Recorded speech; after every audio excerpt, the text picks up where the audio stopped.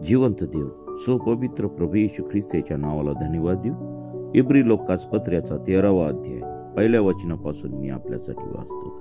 व्यवहारोपयोगी बोध, बंधुप्रेम टिकून राहू, अतिथी प्रेमाचा विसर पडू देऊ नका, कारण तेने करून कित्येकांनी देवदूतांचे आतिथ्य न कळत केले आहे। बंधनात पडलेल्यांबरोबर तुम्ही बंधनात आहात असे समजून त्यांची आठवण करा।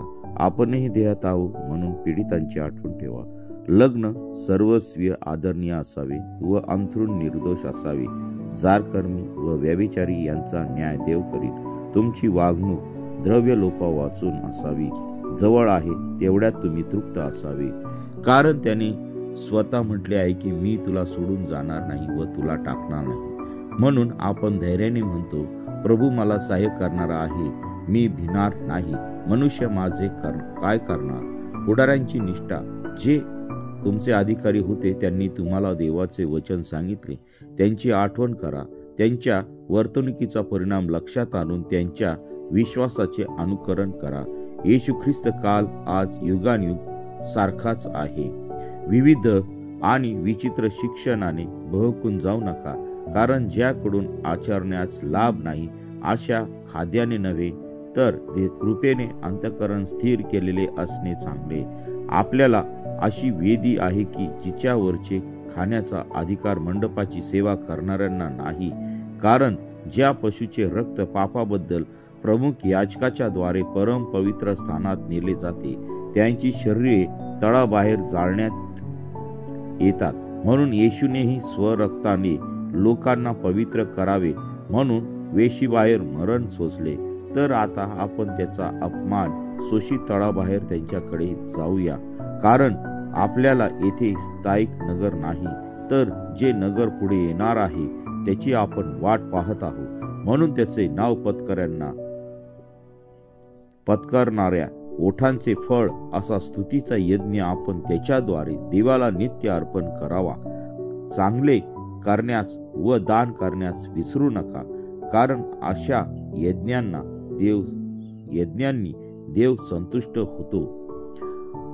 व आपल्या अधिकाऱ्यांच्या आज्ञेत राहा व त्यांच्या अधीन असा, कारण आपणास हिशोब द्यावायचा आहे हे समजून ते तुमच्या जीवाची राखण करीतात। ते त्यांना आनंदाने करता यावे, कणत नव्हे, तसे झाल्यास ते तुमच्या हिताचे होणार नाही। वाचलेले वचन देवबाप आशीर्वादित करो। या वचनाद्वारे देवबाप आपल्या सर्वांना आशीर्वादित करो। आपण प्रार्थना करू। हालेलुया, स्तुती धन्यवाद येशू देवबापा, तू पवित्र असा परमेश्वर आहे, राजांचा राजा, प्रभूंचा प्रभू आहे। प्रभू, आजचा दिवस तू आम्हा प्रत्येकाला दाखवलेला आहे। हे सुंदर असं वचन तू आम्हा प्रत्येकाला दिलंस, त्याबद्दल आम्ही तुझ्या पवित्र नावाला धन्यवाद देत आहोत। या वचनाद्वारे प्रिय प्रभू, अनेक लोकांच्या जीवनामध्ये तू कार्य कर। प्रभू, हे वचन जे जे ऐकतील, जे वाचतील, त्या प्रत्येक व्यक्तीला तू आशीर्वादित कर। प्रभू, आजचे सर्वस्वी काम तुझ्या पवित्र चरणाजवळ समर्पित करीत आहोत। आमच्या प्रत्येकाच्या कामामध्ये तू राहा, आमच्या प्रत्येकाच्या बिझनेसमध्ये तू राहा, आमच्या प्रत्येकाच्या प्रवासामध्ये तू राहा, आमच्या प्रत्येकाच्या जीवनामध्ये तू राहा आणि प्रत्येकाला तू आशीर्वादित कर पित्या परमेश्वरा। प्रभू, हा ख्रिसमसचा महिना आहे आणि ह्या महिन्यामध्ये प्रभू कित्येक लोकांना तू आशीर्वादित कर आणि कित्येक लोकांना तारणाचा अनुभव दे। कित्येक लोकांचं जीवन तू वाचव पित्या परमेश्वरा। प्रभू, 2024 वर्षापूर्वी ह्या जगामध्ये तू आला आणि प्रभू पापाच्या सत्तेपासून, मरणाच्या सत्तेपासून अनेक लोकांना तू वाचवलेलं आहे। प्रिय प्रभू, या पृथ्वीला तू वाचवलेलं आहे, त्याबद्दल आम्ही तुझ्या नावाला धन्यवाद देत आहोत। प्रभू, ह्या महिन्यामध्ये प्रभू तू प्रत्येकाच्या जीवनामध्ये तुझा जन्म होऊ दे। हो पित्या परमेश्वरा, तुझा जन्म होऊ दे आणि तुझं गौरव होऊ दे पित्या परमेश्वरा।